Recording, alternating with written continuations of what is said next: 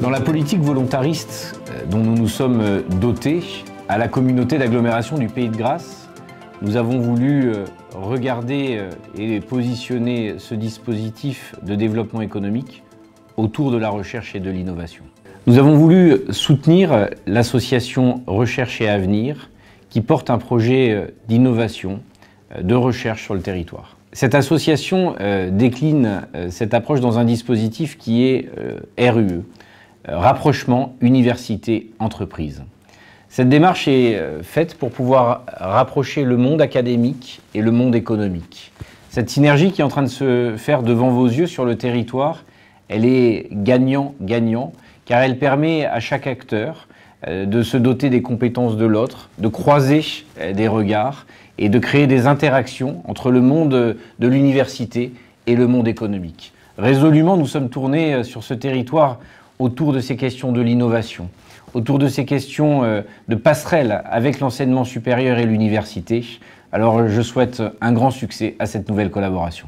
Alors RUE, ça consiste à aller rencontrer, à partir du besoin des entreprises, tout domaine confondu, et à partir de ce besoin, de les aider à trouver l'expert scientifique dont ils ont besoin et qui va permettre de répondre à ce besoin.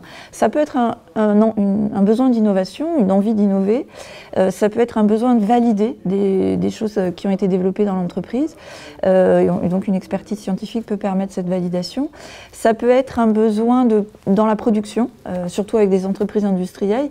On peut apporter des réponses avec les plateformes technologiques qui sont mises en place au sein du ministère dans l'ensemble des régions. Et puis ça peut être aussi des besoins en termes de sciences humaines et sociales au sens large, qui va comprendre de la communication, du management, des ressources humaines. Alors l'idée de départ, c'est un sujet proposé par des industriels. Et des étudiants se positionnent dessus en équipe et c'est de résoudre les énigmes, la problématique proposée par un industriel.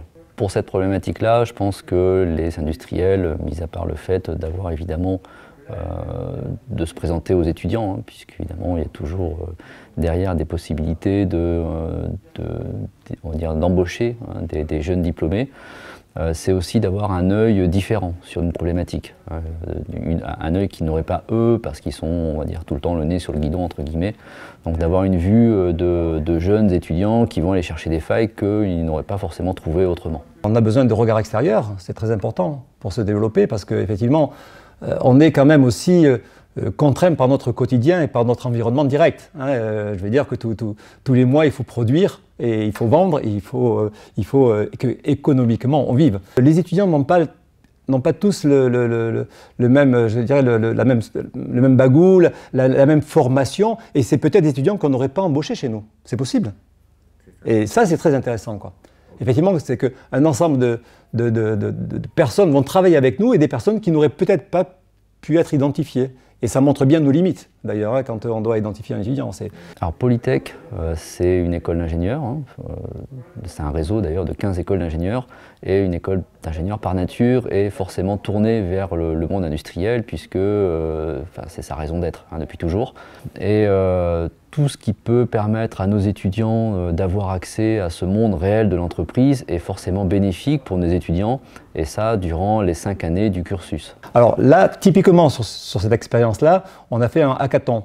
Donc on a mis au point chez Electroni, un de nos ingénieurs, Adrien Ricciardi, a développé un produit qu'il a complètement imaginé, un produit de sécurité qui est un véritable coffre-fort à mot de passe. Eh bien, pour casser ce coffre-fort, ou pour essayer de casser ce coffre-fort, ou les applications qui sont autour, on a challengé les étudiants en leur demandant de faire des équipes, et comme des geeks informatiques, là, d'essayer de casser notre application pour essayer, nous, de la renforcer si jamais ils voyaient des endroits où ils pouvaient rentrer, où l'utilisateur pouvait rentrer sans qu'on ait pu s'opposer. Le résultat, c'est qu'effectivement, il y avait quelques failles, légères, effectivement. En tout cas, il y avait des améliorations possibles. Et donc, c'est très productif, quoi. À la fois pour Electroni, bien entendu, et pour les étudiants, puisqu'ils ont travaillé sur un sujet hyper concret, avec un résultat à la clé. Et puis donc on a aussi donné des petites récompenses effectivement symboliques, hein, mais qui permet de motiver aussi l'ensemble des troupes. Ce projet nous a été présenté par Electroni, qui est venu parler avec notre université Et c'est par l'intermédiaire de notre université qu'on a pu participer à ce concours en se portant volontaire pour participer à ce hackathon. Je suis en deuxième année, je n'ai pas les compétences pour réussir ce challenge.